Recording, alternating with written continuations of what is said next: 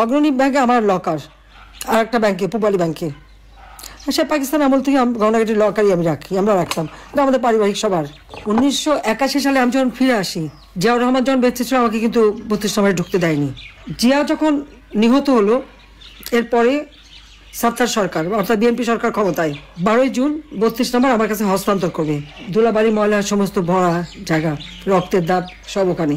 আমার কাছ থেকে সই করালো 72 পাতা, বললাম আমি আইনজীবী দ্বারা করবো, বাড়িতে তো মার্ডার হয়েছে, না সেটা হবে না।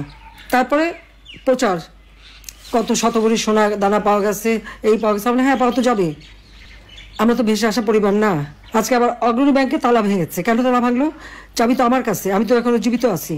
আমি যেখানে এখনো জীবিত আছি আর মামলায় কেবল একটা রায় দিয়েছে, এই রায়ের সব ধাপ তো শেষ হয়নি, তার আগে কেন হাত দেবে?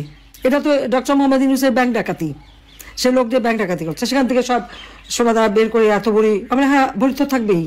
সেখানে আমার দাদি, নানি, আমার মা, কামালের বিয়ে হয়েছে, কামালের বউয়ের গহনা, জামালের বউয়ের গহনা, এমনকি পুতুলের বিয়ের পরে তার কিছু গহনা সবই তো ওখানে রাখা ছিল।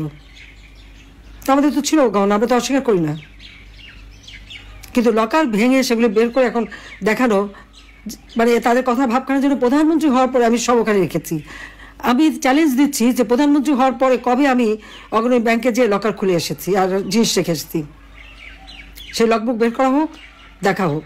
আমার তো মনে পড়ে না যে আমি 96 সালে প্রধানমন্ত্রী হয়েছে প্রথম, সেই 96 সাল থেকে এ পর্যন্ত কোনোদিন অগ্রণী ব্যাংকে আমি যাইও নি, লকারও খুলিনি, কারণ এগুলি পারিবারিকভাবে যা ছিল সব আমি রেখে দিয়েছিলাম ওইভাবেই।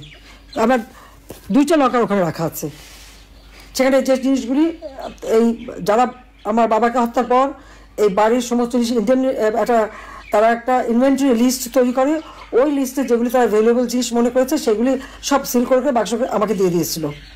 তা আমি সে কোথায় যাবো, বাড়ি নাই, ঘর নাই, তো কিচ্ছু নাই থাকার। আমি লকার ভাড়া নিই, সেই লকারে যে সব কিছু ওইভাবেই রেখে আসি। তারা আমাদের ঘর বাড়ি যা ছিল সব তো লুটপাট করে নিয়েছি। 32 নম্বর বাড়িতে আমরা জনগণকে দান করে দিয়েছিলাম, সেটা প্রথমে আগুন দিল, তারপরে লুট করে ভাঙলো উল্টোটা দিয়ে।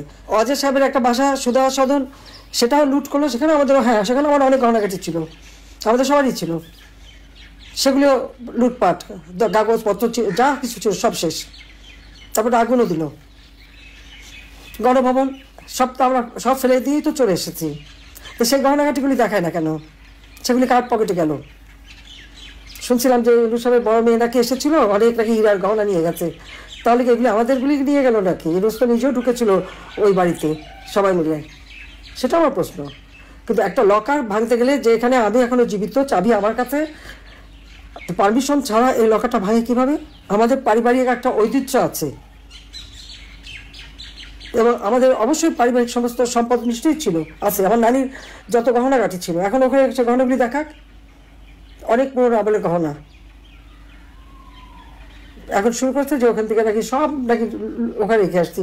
সেখানে আমি সব দেশবাসীকে আপনাদের মাঝেই বলতে চাই যে লাস্ট কবে গেছি আমি লকার খুলেছি আর কবে কি রেখেছি, ব্যাংকে কিন্তু ওগুলো হিসাব থাকে, সেটি দেখে যেন কথা বলে। তারা একের পর এক বাবা মা ভাই সব কেড়ে নিয়েছে, বাড়িঘর তারাও নিয়ে নিচ্ছে, নিয়ে